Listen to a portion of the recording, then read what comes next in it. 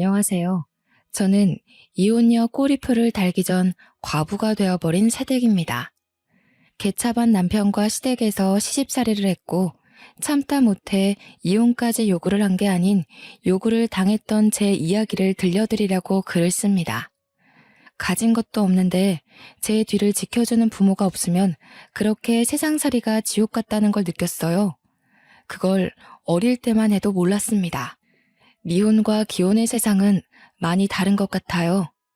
미혼과 기혼의 차이에 큰 의미를 둔 적은 없는데 이혼을 하고 나서 제대로 알았습니다. 저는 기혼의 삶을 실패했지만 다시 시작하게 된 싱글의 삶이 저한테 더 잘 맞는 것 같아요. 비록 기혼을 선택하는 실수를 저질렀어도 다시 싱글로 돌아온 것에 된 것에, 그리고 이전의 미혼삼보다 더 윤택한 조건으로 싱글이 되었다는 것에 그 실수가 용서가 됩니다. 지금부터 저의 개차반 시댁 이야기를 간추려서 들려드릴게요. 저는 평범한 가정에서 태어나 평범하게 자란 막내딸입니다. 제 위에는 친오빠 하나가 있고 엄마 아빠는 늘 우리 남매에게 사랑을 주는 부모였어요. 부모님은 저희 앞에서 다투는 법이 없으셨고 부모님의 훌륭한 훈육 덕분에 우리 남매 사이도 참 애틋하고 사랑이 가득했어요. 이런 행복한 가정이 깨트려진 건 친정 부모가 돌아가시면서부터였는데요. 제 생일날 가족끼리 놀이공원을 갔을 때입니다. 제 나이는 당시 초등학생이었어요. 쉽게 일어날 수 없는 사고가 왜 하필 우리 부모님한테 일어난 건지 하늘을 많이 원망했습니다. 한 놀이기구가 고장이 나서 멈추는 바람에 일어난 사고였고 119를 불러 사람들을 대피시키던 중 3쌍 정도의 부모님들이 우리뿐만 아니라 아이들 먼저 기구에서 내려주는 걸 돕고 있었어요. 그런데 아이들이 다 내리자마자 기구가 버티지 못하고 쓰러졌죠. 하늘에서는 기다렸다는 듯이 어른들을 뿌연 연기 속으로 전복시켰습니다. 그렇게 저는 부모님을 잃게 된 겁니다. 하늘에서 천사가 필요하면 착한 사람들을 일찍 데려간다던데, 그래서 우리 부모님이 하늘 일을 하러 가게 된 거라고 친오빠가 어린 저더러 그렇게 얘기해 준 적이 있었어요. 오빠도 힘들었을 텐데 어린 저를 위해 제 앞에서만큼은 눈물을 보인 적이 없었습니다. 적어도 제 기억으로는요. 친오빠도 당시 중학생으로 어렸던 나이인지라 어쨌든 우리 둘 다 부모님의 죽음을 실감하기가 너무 어려웠어요. 친척들이 우리를 거둬줬는데 선심 좋은 친척들의 보살핌이 아니었다면 다시 일어서는 게 더 고역이었을지 모릅니다. 저희 남매는 친척 덕분에 성인까지 나름 잘 먹고 잘 살았어요. 친오빠는 제 앞에서 티를 안 냈을 뿐 오빠 나름대로 상처가 컸는지 부모님 사망의 트라우마 때문에 구급대원이 되었습니다. 저는 오빠의 뒷바라지로 인해 대학 4년제를 다녔고요. 친오빠는 저를 자기 딸처럼 키우듯 많이 지원을 해줬습니다. 나름 오빠라고 제가 부모님의 빈자리를 느끼지 않도록 노력 많이 해주었어요. 그걸 알기 때문에 저도 얼른 취업을 해서 오빠한테 도움되고자 했고 열심히 공부해서 대기업에 취직했습니다. 대기업에서 받은 봉급을 모아 오빠에게 빚진 돈을 갚으려 했으나 친오빠가 혼을 내는 바람에 할 수 없이 혹시 모를 일을 대비해 돈을 모아두기만 했어요. 부모님이 없는 세상에서 살아야만 하는 건 정말 지옥이나 다름없는 일이었지만 이보다 더 지옥 같은 일이 있다고는 상상하지 못했습니다. 그게 바로 결혼이었어요. 다들 이렇게 사는 건지 결혼을 하면 당연히 감수해야 되는 건지 그건 모르겠습니다. 그냥 저한테는 결혼이 다신 가고 싶지 않은 길이라는 거예요. 왜 제게 또 시련이 닥치는 걸까? 행복하고자 한 결혼에서 왜 그런 불행이 찾아오는 걸까요? 지난 날을 돌이켜보면 너무 후회스럽지만 못 가본 길에 대해 흔들리는 건 어쩔 수 없는 사람의 본능이 아닌가 싶습니다. 그래도 지금 글을 쓰고 있는 이 시점에선 모든 걸 다 잘 회복 중에 있네요. 제가 남편을 만난 건 같은 사내에서였습니다. 남편은 저와 같은 기수로 입사하였고 저보다 2살이 많았어요. 남편은 제 가정사를 알고도 따뜻하게 위로를 해준 사람입니다. 당시 제가 부모님 돌아가시고 공부에만 미쳐서 살다 보니까 연애를 해본 적이 없는데요. 대시하는 남자들이 있었다고 해도 관심이 없어서 다 쳐내기만 했어요. 그런데 어느 날 친오빠가 저한테 그런 말을 해주더라고요. 오빠는 네가 결혼해서 가정을 꾸릴 때까지 결혼할 생각 없어. 내가 널 혼자 두고 어떻게 다른 가정을 만들어. 그런 말을 듣고 당시에는 제가 오빠에게 가장 큰 담례를 할 수 있는 것이 결혼이라 생각했습니다. 그래서 마음 맞는 사람이 있으면 결혼을 하고 싶었고 그 뒤부터 자연스레 오는 기회들을 거부하지 않고 남자들의 태도를 지켜봤습니다. 단지 남편을 알기까지 마땅히 결혼을 하고 싶었던 남자가 없었을 뿐이라 결혼을 하지 않은 것도 있었나 봐요. 남편과 사적인 만남이 늘어갈수록 이 사람이다 싶더라고요. 남편이 제게 상냥하고 제 말이라면 다 들어줄 것처럼 모든 걸 다 해줬는데 그런 물질적인 선물보다 제가 남편에게 끌린 건 다른 부분에 있었습니다. 부모님 없는 고아 신세인 저처럼 남편 또한 가정사의 아픔이 있었다는 거예요. 시부모가 재혼 사이라는 겁니다. 재혼 과정에 대한 자세한 내막은 시부모가 말을 안 해줘서 남편도 잘 모른다고 하더군요. 자기 아빠의 재혼이면 무슨 사정인지 모를 수가 없는데 그땐 제가 너무 순진해서 남편을 곧이곧대로 믿었습니다. 결혼을 했는데 시부모는 제가 부모 없는 것에 대해 별다른 거부감은 안 보였습니다. 물론 그렇다고 자기 아들의 짝으로 저를 환영을 하는 것도 아니었어요. 지금 생각해보면 제가 고아라서 마음에 안 들었지만 집을 해왔기 때문에 시부모가 아무 말 안 하지 않나 싶어요. 남편 쪽이 저보다 훨씬 잘 사는 형편인지라 친오빠 말로는 집이라도 해가야 무시 안 받는다고 하더라고요. 그래서 제 형편에 굳이 무리해서 오빠의 도움을 또 받아 집을 해간 거였습니다. 그것도 강남의 좋은 아파트로요. 친오빠의 조언 덕분에 출발을 잘했다고 생각했는데 문제는 출발점이 아니었습니다. 결혼은 매 순간 고비일 수밖에 없다는 걸 살면서 느꼈어요. 남편은 좀 사는 형편 때문인지 생각보다 돈 쓰는 씀씀이가 해펐습니다. 남편이 저를 잘 위로해준 것처럼 남편 주변에는 사람이 늘 많아서 어딜 가나 남편이 자리를 참석해야 했고 계산을 해야 했습니다. 남편이 여유가 되니까 그런다는 건 알겠는데 연애 때는 안 그러던 사람이 갑자기 친구들을 엄청나게 만나길래 좀 놀랐어요. 솔직히 소비 습관 보는 게 좀 불편했습니다. 저랑 오빠는 어릴 때부터 아껴야만 했기 때문에 아끼느라 제대로 돈을 쓰지도 못한 사람들이거든요. 그런데 남편은 정반대라 심지어 한두 번이 아니라서 문제라는 겁니다. 자기야, 돈 너무 많이 쓰는 거 아니야? 이번 주만 벌써 5번째 약속이잖아. 이러다 급할 때 쓸 돈 없으면 어떡하려고. 뭘 그런 걸 걱정하고 그러냐? 사정 되니까 쓰는 거지. 너 챙겨줄 돈 없을까 봐 그래? 내가 얼마나 대단한 사람인지 모르는구나. 알지. 아니, 결혼하기 전에는 안 그랬던 것 같아서. 친구도 잘 안 만나고 친구 없다고 그랬잖아. 그래서 나는 정말 자기가 나 아니면 다른 인맥은 없는 줄 알았는데. 우리 자기 왜 이렇게 순진해? 그때는 주변 인맥 끊고 너한테만 신경 쓰느라 그랬지. 내가 우리 와이프 얻으려면 그 정도는 집중해야 될 거 아니야. 목표를 잃었으니까 그동안 소홀했던 사람들한테 미안했다고 쏘는 거야. 큰 인물이 되려면 대인관계가 다 자산이거든. 남편은 자기 원래 이런 사람이었다고 저한테 다 맞춰주느라 저한테만 소비를 했던 거라고 했습니다. 몰랐던 사실이었지만 남편이 저를 위했던 마음도 그리고 자기 인맥을 관리하는 마음도 나쁜 게 아니라 좋은 마음으로 하는 건데 이 이상 더 말리기가 좀 그랬어요. 그러면서 남편이 저보고도 연애하느라 못 만났던 인맥들 관리하라고 하지만 저는 딱히 그럴 필요성을 잘 못 느끼기도 했고 공부만 했던 사람이라서 친구가 없기도 했습니다. 그냥 그러려니 남편의 말을 넘겼죠. 근데 문제는 남편의 소비 습관이 시부모를 쏙 빼닮았다는 겁니다. 남편이 돈을 잘 버는 거지 시부모는 그저 그런 형편이었거든요. 남편의 용돈 때문에 풍족하게 살 수 있었던 것뿐이라는 거 저도 결혼 전에 남편이 말해줘서 알고 있습니다.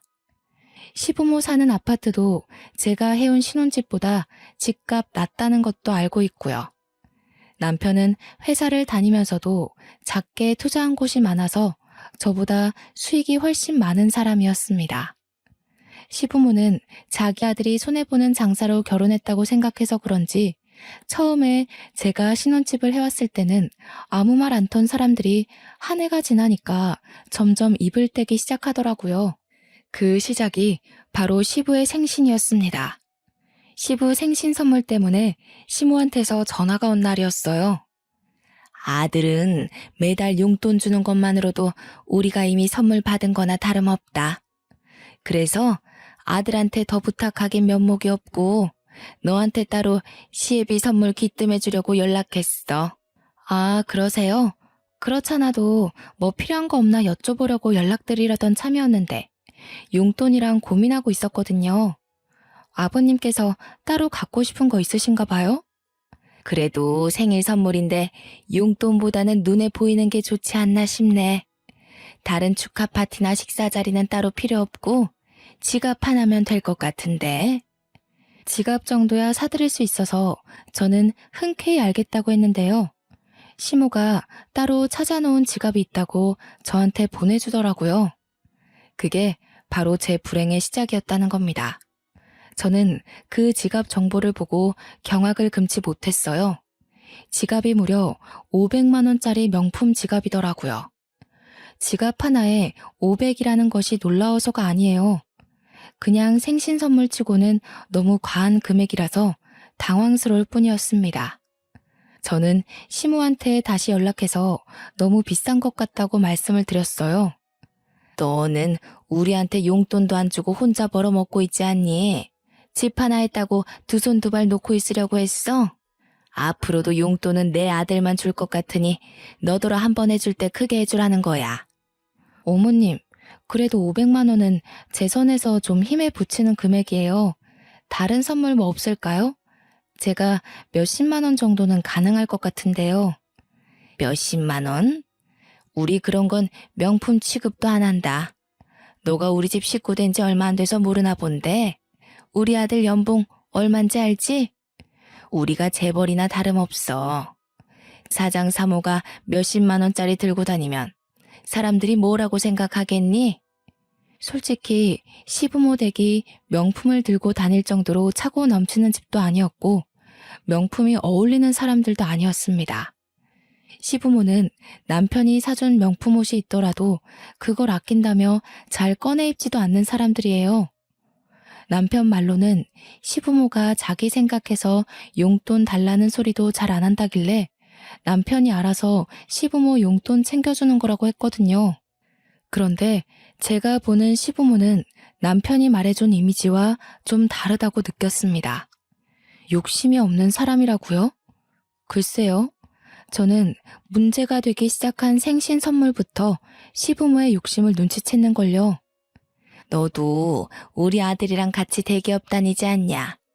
우리 아들만큼은 못해도 500만 원 선물에 부담스럽진 않을 텐데. 설마 우리한테 그 돈 쓰기 아까워서 그런 거니?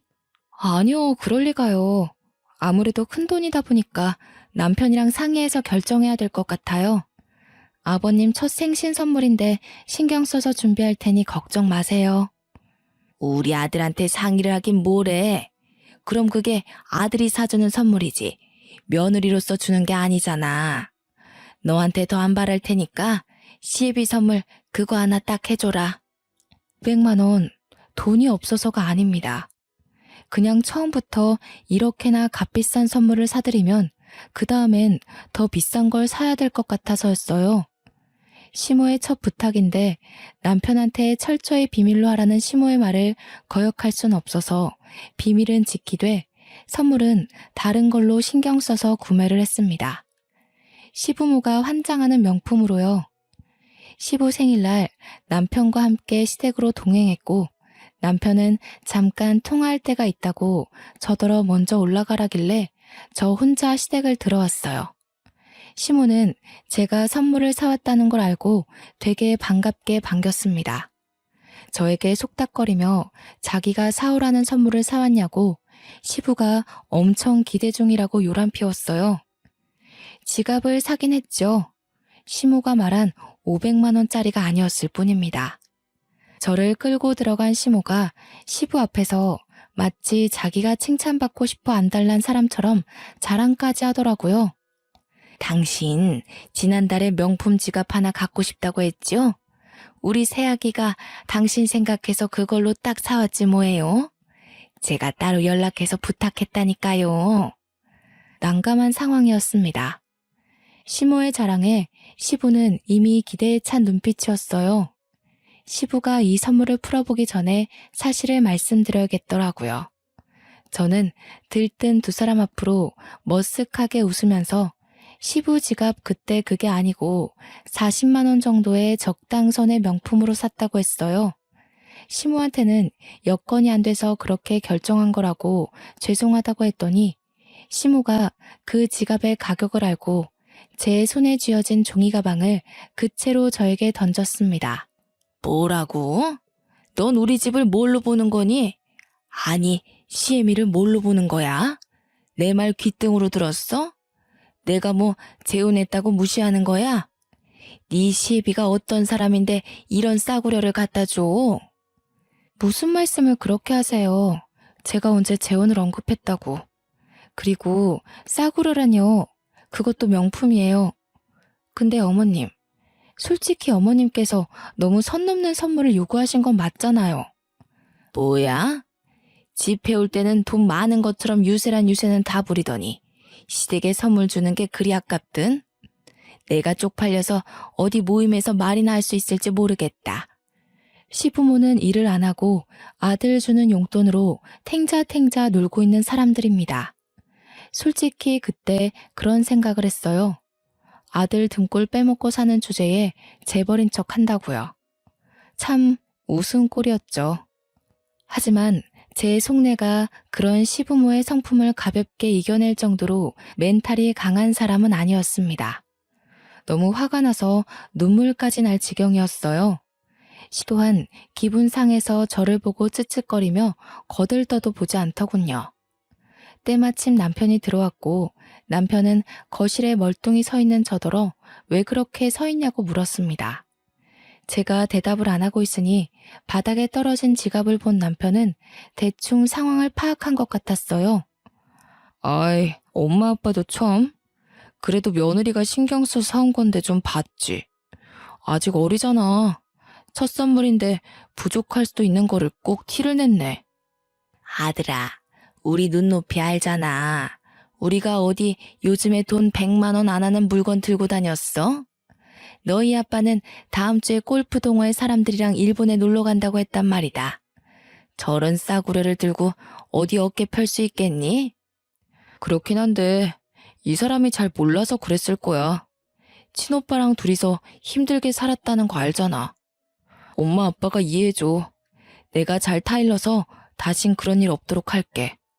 남편이 시부모의 흥분을 잠재우긴 했지만 저한테는 어딘가 불편한 발언들이었습니다. 남편은 마치 저를 문제아로 보는 듯이 말을 했어요. 잘못은 시부모가 했는데 왜 시부모에게 제 행동을 이해시키는지 저야말로 이해가 안 되었습니다. 그 뒤에는 더 어이없어요. 남편은 저를 내버려 두고 시부모 기분을 풀어주려고 애교를 떨면서 자기가 선물 좋은 거 사왔다고 두 손 가득한 짐을 풀어놓더라고요. 시부모에게 옷 한 벌씩 해주는 거였습니다. 저건 저도 몰랐던 사실이에요. 제가 은근슬쩍 시부 생신 선물 뭐 해줄까 하고 물어봤을 때는 별말 없었거든요. 이런저런 서운한 게 많았지만 일단 시댁을 나올 때까진 참았습니다. 남편과 시댁에 인사만 드리고 나온 뒤 저는 바로 남편에게 물었죠. 어머님 아버님이 나한테 어떻게 했는 줄 알아? 내가 사들인 지갑 던졌어. 뒤로 안 물러났으면 나 얼굴 다칠 뻔했다고. 어떻게 그러실 수가 있어? 게다가 자기는 거기서 그런 식으로 말을 하면 어떡해. 그럼 내가 잘못한 사람이 되잖아. 들어보니까 엄마 아빠가 서운할 만 했더구만. 500만 원 선물 받을 줄 알았는데 40만 원이라고 하면 기분 상하긴 하지. 우리 부모님이 당신 벌이를 모르는 것도 아니고. 솔직히 대기업에 500만 원 선물이면 그렇게 힘에 부치는 건 아니잖아. 40만 원은 돈도 아니야? 어머님 아버님 눈높이를 당신이 너무 키워놔서 저러시는 것도 있어.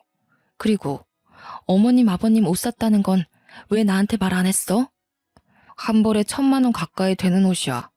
내가 얘기하면 당신이 부담 느낄 것 같아서. 나는 나름 배려한 건데. 그래도 내가 당신 생각 안 했다고 할 거야? 남편은 제가 얼마나 상처를 받았는지 별로 중요하게 생각지 않는 것 같았습니다. 저의 이야기를 투정이라고 생각하면서 능청스럽게 그래 그래 하면서 듣는 둥 마는 둥 대답했어요. 연애 때는 남편에게서 느껴본 적 없는 퉁명스런 말투였어요. 귀찮음이 묻은 것 같기도 했고요. 그 때문에 저는 남편에게 변한 것 같다고 나한테 질렸냐고 물었는데요. 남편은 오히려 저더러 변한 것 같다고 했습니다. 제가 결혼하기 전과 다르게 많이 징징거린다는 거 아니겠습니까? 그날 이후 서운해서 입을 닫았고 남편을 대면대면하게 되었습니다. 화가 나서 시부모님 연락도 안 받았어요. 제가 서운한 감정을 표현을 할 때 모든 외부적 요인을 닫아버리는 타입이란 걸 결혼하고 알았습니다. 시부모는 제가 3일 연속 연락이 안 되니까 남편한테 전화를 했나 보더라고요. 남편이 회사에서 저와 마주치자마자 조용히 경고를 하더니 퇴근하고 집에 와서는 저희가 완전 싸우게 되었습니다. 엄마 아빠 연락은 왜 안 받아? 시위하는 거야? 설마 그놈의 지갑 때문에? 당신 도대체 왜 이렇게 철이 없어? 사춘기도 아니고 뭐 하자는 거야? 내가 그냥 넘어가면 어머님 아버님이 날 더 우습게 보지 않겠어? 사과도 못 받았는데 기분 나쁜 티 정도는 낼 수 있는 거잖아. 네가 기분 나쁘긴 뭐가 나빠. 이참에 우리 부모님 취향도 알게 된 거니까 오히려 잘 된 거지. 실수한 며느리 가르치는 걸 우습게 본다고 생각하는 거냐? 아, 진짜 정 떨어진다. 남편은 어느 순간부터 제게 정 떨어진다는 말을 많이 했습니다. 그게 지갑 사건 이후로 생기기 시작하더니 갈수록 더 심해졌어요. 제가 뭐만 하면 변했네, 실망이네, 왜 몰랐을까? 이런 소리를 해댔어요. 그럴 때마다 저는 참지 않고 남편과 싸우길 반복했습니다. 한 번은 시모가 우리 집을 왔다가 싸우는 걸 목격하기도 했어요. 내가 부모로서 내 아들 짝을 똑바로 결정해줬어야 하는 건데 하여간 부모 없이 큰 것들은 다 이 모양이라니까. 여자가 억측스러운 게 얼마나 천박한 줄 모르는 거니? 됐어, 엄마. 내가 알아서 길들일 테니까 오늘은 그냥 가봐야겠다. 미안해. 애써서 왔을 텐데 헛걸음하게 만들어서. 당신 무슨 말을 그렇게 해? 내가 당신 애완견이야? 길들이긴 뭘 길들여. 내가 뭘 잘못했다고. 당신이 먼저 우리 오빠 형 봤잖아. 친오빠의 우직하고 끈기 있는 구급대원 직업을 욕보인 남편에게 따지고 있던 중이었습니다. 그 상황에서도 억울하게 제 편은 없었고 저는 이걸 친오빠한테 절대 말을 할 수 없었어요. 저는 철저히 혼자인 그곳에서 제게서 등 돌린 사람들과 매일같이 겨뤄야 했습니다. 어느 순간부터 남편은 제가 잠에 들 때 집에 들어왔고 같이 겸상한 지가 가물가물할 만큼 사이가 멀어지게 되었어요. 그렇게 화병을 안고 친오빠 생각만 하며 버티고 살던 중 제 분화구가 결국 폭발하게 되는 날이 찾아오게 되었는데요. 제 스트레스가 극에 달했을 때 친오빠가 결혼을 하게 됐거든요. 저는 진작에 친오빠 결혼을 위해서 따로 돈을 모으고 있었어요. 축의금으로 1,000만 원을 준비했었고 결혼식 전날 현금을 봉투에 따로 넣어서 내일 친오빠를 미리 만나서 주기로 약속을 했습니다. 그리고 오빠 결혼식 당일이 되었을 때 아침에 준비를 끝내고 가방을 챙겼는데 분명 가방에 넣어뒀던 축의금이 어디로 간 건지 사라지고 없지 뭡니까? 남편에게 물어봤지만 남편은 모른다고 답할 뿐 잘 좀 챙기지 그랬냐면서 또 한숨만 쉬었습니다. 당시 그때는 남편과 싸울 시간이 없었어요. 졸인 마음으로 집안 구석구석 뒤졌는데도 봉투가 안 보이더라고요. 찾다가 지쳐가고 있을 때 그만 출발해야 할 시간이 임박했고 결국 저는 빈손으로 친오빠 결혼을 축하하게 되었습니다.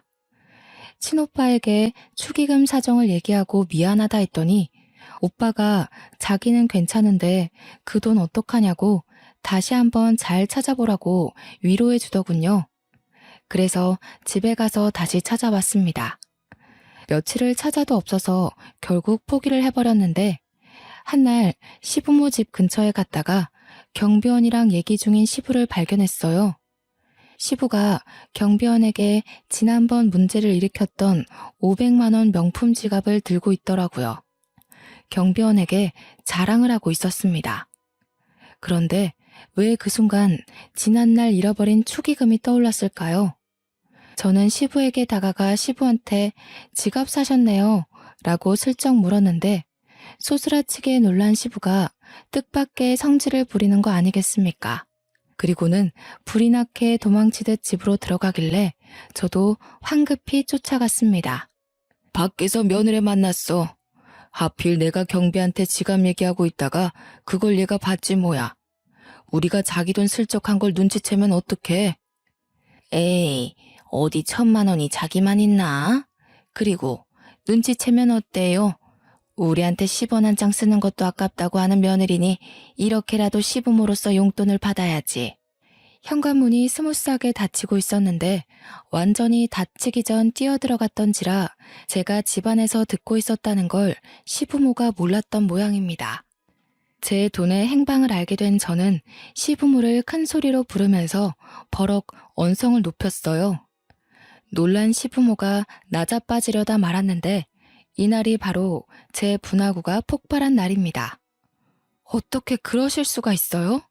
저희 집에 몰래 들어와서 제 가방을 뒤지신 거예요? 도둑이세요? 당장 돈 돌려주세요.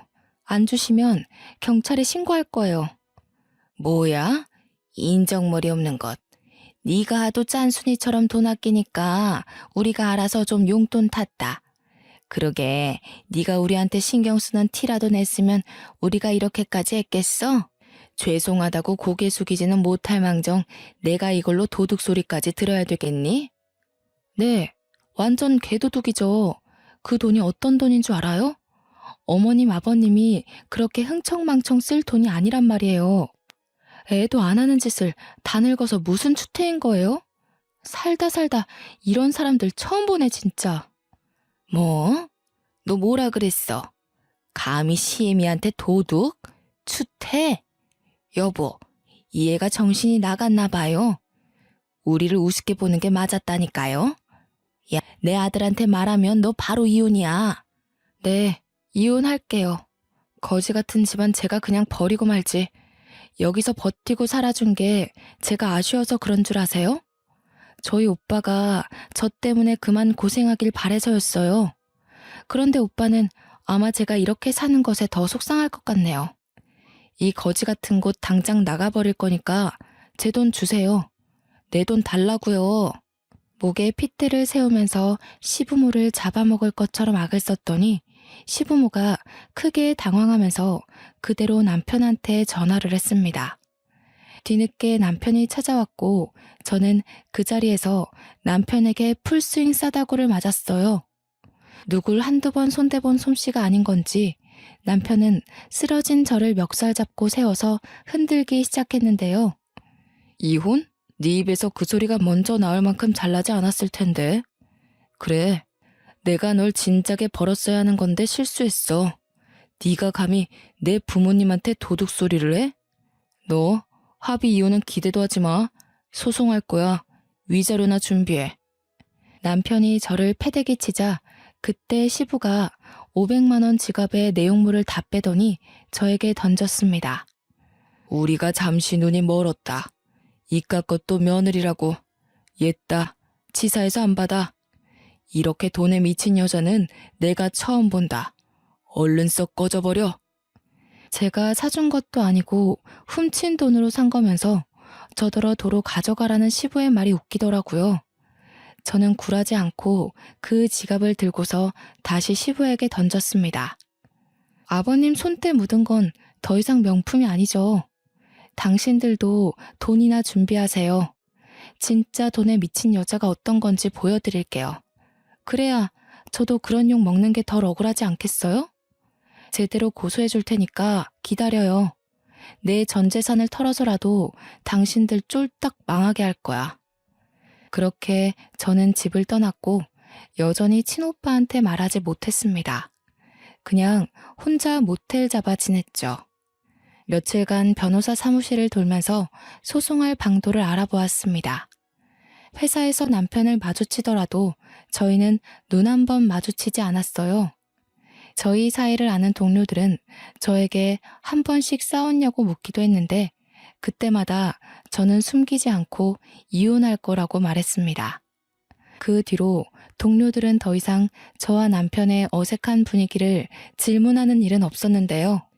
이혼을 앞두고 있다는 사실이 소문이 나서 남편 귀에까지 들어갔더라고요. 듣자 하니 남편은 이혼을 확실히 끝낼 때까지 이혼 사정을 숨기려고 했었나 봅니다. 저를 계속 비상구로 따라오라고 울음장을 놓았는데 그때마다 저는 남편을 쌩깠죠. 제게 무시당하는 게 화가 났는지 한 번은 남편이 직원들 눈을 피해서 억지로 저를 끌고 가려고 했던 적이 있었는데 제가 비명을 지르는 바람에 그마저도 실패했었습니다. 그러니까 남편은 저를 단 둘이 마주할 기회가 없었던 거죠. 그 상황에서 저는 매일같이 변호사와 면담을 하면서 소송 준비를 철저히 했어요. 그러나 이게 무슨 날벼락인 건지, 아니 이걸 내게 돈벼락이라고 해야 되는 건지 모르겠는데 저는 어느 날 충격적인 소식을 듣게 되었습니다. 남편이 회사 비상구 계단에서 굴러떨어지는 바람에 사망했다는 거 아니겠습니까? 당황스럽고 놀라운 소식이라서 급히 장례식장을 찾았는데 영정사진이 남편인 걸 보고 그제야 실감을 했습니다. 네가 어디라고 여길 찾아와? 이게 다 너 때문이야. 네가 우리 집 며느리로만 안 들어왔어도 내가 우리 아들을 잃는 일은 없었어. 내 아들 살려내. 우리 아들 살려내라고 이 여우 같은 년아. 불과 2주 전 제 뺨을 친 남편이 죽었다는 게 놀라워서 시모가 저를 원망하는 것도 안 들렸습니다. 이게 무슨 허무한 죽음이란 말입니까? 법정까지 가서 개싸움을 벌이게 될 줄 알고 정말 철저히 준비 중이었는데 죽어버리다뇨. 이건 저와 변호사님이 준비 못했던 변수였습니다.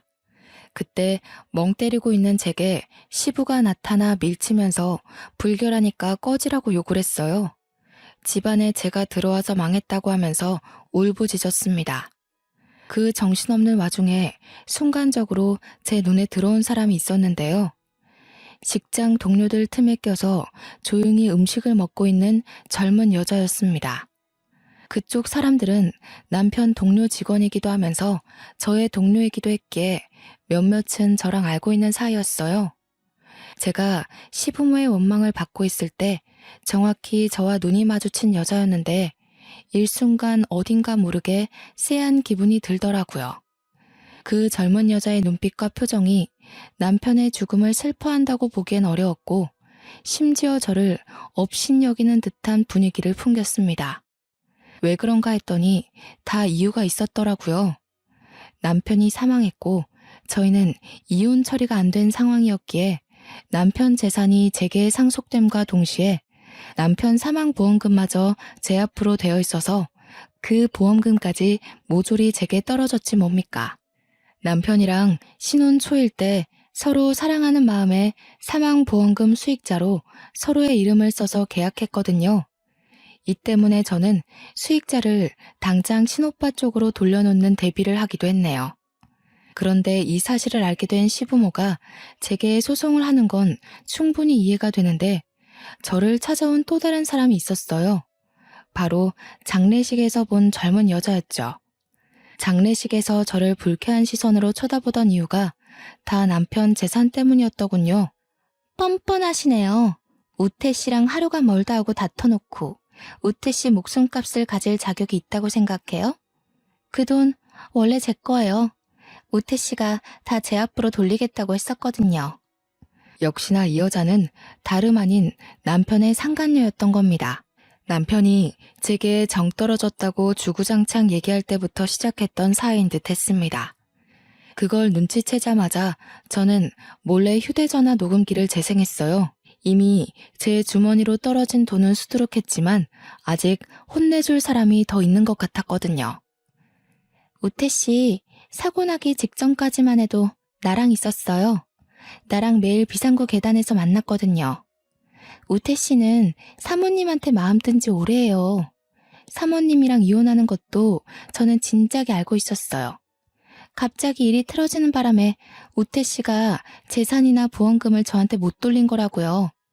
그러니까 염치 없이 그 돈 다 먹을 생각하지 마시죠. 주인도 아니면서. 솔직히 자격 없잖아요. 그러게요. 본부인이라면 남편이 바람피는 것 정도는 눈치챌 수 있어야 했는데 제가 본처로서 부족했어요. 그렇다고 이렇게 친히 찾아와서 도와줄지는 몰랐네요. 근데 남의 돈 탐내기 전에 자기 수중에 돈이나 잘 지켰어야죠. 그렇게 텅텅 빈머리로 어떻게 우리 회사 합격했는지 모르겠네요. 어쨌든 자백 감사해요. 저는 그대로 상간녀에게 녹음 사실을 밝혀준 뒤 비상구를 나왔습니다. 남편 회사 자리를 찾아가 뒤져 상간녀의 흔적을 더 찾았어요. 주변 동료들은 제가 그래도 아직 와이프 입장이다 보니까 남편 자리 뒤지는 걸 유품 정리하는 걸로 생각하더라고요. 그 덕에 저는 편하게 상간녀의 흔적을 다 찾아낼 수 있었습니다. 손쉽게 상간녀 소송을 진행했고 시원하게 마무리가 될 줄 알았던 시점에 시부모가 저를 맞고소했더라고요. 자기 아들 재산이 왜 저한테 다 떨어지는 거냐고 부당하다고 소송을 한 거 아니겠습니까? 하지만 그건 어거지였을 뿐 당연히 기각될 수밖에 없었습니다. 억울하다고 하더라도 법적으로 제가 상속순위 1위인 건 사실이었으니까요.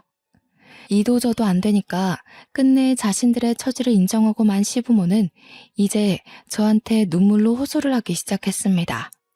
제발 새아가, 우리는 아들 없으면 먹고 살 돈이 없어. 우리 이대로 굶어 죽는다고. 아들이 생활비 다 대줬는데 네가 다 가져가 버리면 우리는 뭘 먹고 살겠니? 부탁이다. 제발 우리 아들 재산 좀 돌려다오. 재벌 사모라고 큰 소리 치셨잖아요. 재벌이 되려면 아들 돈이 없어도 두 분이 떵떵거릴 수 있어야 하는 거 아닌가요? 보세요. 두 분은 그냥 돈 껍데기만 걸치고 있던 거지였던 거예요. 돈 100만 원 안 되는 물건은 취급도 안 한다고요? 그 돈 100만 원이 누구한테는 목숨값이기도 하고 밥값이기도 하고 병원비가 될 수도 있는 가치예요. 이번 기회에 정신 좀 차리셨으면 좋겠네요. 안다 알아. 우리가 진짜 잘못했다는 거 알아. 평생 반성하면서 살 테니까 한 번만 용서해주면 안 되겠니? 네가 이번만 우리를 도와준다면 더는 며느리 욕하는 일은 없을 거다. 제가 며느리 내려놓은 지가 언젠데요. 저는 차라리 두 분이 제 욕하시는 게 편했어요. 덕분에 모질게 떼어낼 수 있으니까요. 1,000만 원 훔쳐간 거 도둑으로 신고 안 하는 게 제가 보여줄 수 있는 최대한 자비예요. 아드님 재산은 1,000만 원 훔친 이자로 받았다고 생각할게요. 두 분이랑 아드님이 제게 상처 준 이자까지 같이요. 그대로 시부모를 돌아서 나온 저는 이 모든 사실을 알리기 위해 어쩔 수 없이 친오빠를 찾아갔습니다. 새언니가 차려주는 밥을 먹으면서 아직 퇴근 못한 친오빠를 기다리고 있었어요. 그래서 저는 새언니한테 제 사정을 먼저 말했습니다. 새언니는 그동안 제가 친오빠한테 털어놔야 할 고민을 대신 들어준 사람이에요. 제게 친언니처럼 늘 다정하고 신경 써주던 고마운 언니거든요. 아가씨도 참. 그래도 그런 큰일이 있었으면 오빠한테 말했어야죠. 혼자서 얼마나 고생했을까. 왜 나한테 그런 것까진 말 안 했어요? 내가 오빠한테 말할까봐요? 언니가 말 안 할 건 알았지만 그냥 말 그대로 너무 큰일이었잖아요. 언니 임신했다는 거 아는데 제가 어떻게 그런 소리를 하겠어요? 그리고 제가 드릴 게 있는데요. 나중에 태어날 우리 조카 위해서 써주세요. 저는 새언니에게 5천만 원 용돈을 줬습니다. 새언니가 깜짝 놀라더니 안 받으려고 하는 걸 제가 고모가 될 건데 이렇게 꼭 해주고 싶다고 사정을 했어요. 새언니가 눈물을 보이면서 자기가 뭐 해준 것도 없는데 이렇게 큰 돈까지 받아서 미안하고 고맙다고 하시더라고요. 그리고 친오빠가 퇴근을 하고 왔을 때 새언니가 저 대신해서 차분한 음성으로 설명해 주었습니다. 친오빠는 새언니보다 더 몰랐던 저의 사정을 알고 살짝 언성을 올렸어요. 제가 걱정되었기 때문이었겠죠. 새언니의 다독거림과 저의 깊은 반성 때문에 오빠는 금세 놀랐던 마음을 가라앉히고 저를 안아줬습니다. 자기가 친오빠로서 물려준 게 잘못이라며 자기 탓을 했죠. 그리고 저는 새언니한테 5천만 원을 준 것처럼 친오빠에게 돈 얘기도 하였습니다. 친오빠 역시 새언니처럼 받기를 꺼려했지만 제가 혼자 이 돈 다 못 들고 있는다고 뭐든 자산을 남겨야 하지 않겠냐고 고집을 부리는 바람에 제 의견에 넘어가 줬어요. 남편 덕분에 순식간에 떼부자로 싱글이 된 저는 친오빠한테 빚졌던 마음을 갚는다고 오빠랑 새언니를 위해 더 큰 집을 계약했어요. 둘 다 운전을 할 줄 알기에 차도 한 대씩 사주었습니다. 결혼할 때 진작에 이러고 싶었는데 뒤늦게라도 베풀 수 있어 얼마나 다행이었는지 모릅니다. 지금 저는 친오빠 집에 얹혀 지내면서 새로 살 집을 알아보고 있어요. 친오빠랑 새언니가 집도 넓은데 그냥 같이 살자고 했으나 둘 사이를 방해하는 눈치가 없는 시누이가 되고 싶진 않았습니다. 그래서 근처에 집을 구하는 걸로 합의를 봤어요.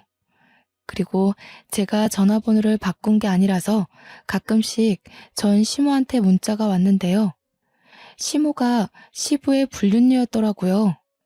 지금 시부가 옛날 버릇 못 버리고 또 바람나서 자기를 버렸다는데 집에서 쫓겨나는 바람에 시모가 갈 데가 없다고 하지 뭡니까?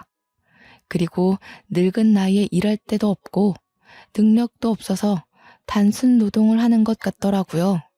시모가 자기는 이런 데서 더 일 못한다고 저더러 계속 재산 3분의 1만 달라고 하길래 스팸 처리해버렸습니다. 정말 개판인 사람들이 아니지 않나요? 제가 어떻게 저런 호랑이 굴에 들어갔는지 모르겠네요. 아무것도 모르고 들어간 게 어쩌면 다행이라고 생각해야겠어요. 원래 시부모가 개차반인 사람들이었지만 시부모에게 들은 욕 중에서 아직까지 제 마음에 남아있는 말이 있었는데요. 바로 부모 없는 자식들은 다 이 모양이냐는 말이 유독 강하게 남아있어요. 괜히 하늘에 계신 엄마 아빠를 욕먹게 한 것 같아서 그게 결국 제 탓 같아서 자책을 하기도 한답니다. 친오빠한테는 말 못한 상처라서 저 혼자 추스르고 이겨내야 되는데 청취자분들께서 응원 한마디씩만 해주실 수 있나요? 제가 한 번씩 약한 생각을 할 때가 있어서 이렇게 다른 사람들에게 억지로 위로를 끌어내네요. 그래도 지금은 이혼하기 전과 비교할 때면 제 앞에 또다시 기회가 온 거나 마찬가지 아니겠습니까? 저를 개털로 만들어버리겠다던 전 남편의 각오는 결국 자기네 식구들을 개털로 만드는 결과를 내버렸네요. 역시 신은 공평하다는 말이 괜히 나온 게 아니라고 봅니다. 앞으로 저는 새로운 주어진 기회를 감사히 생각하면서 더 열심히 살아보려고요. 길었던 제 이야기 시간 할애해서 들어주신 거 정말 감사드리고 모두 행복하시길 바랍니다.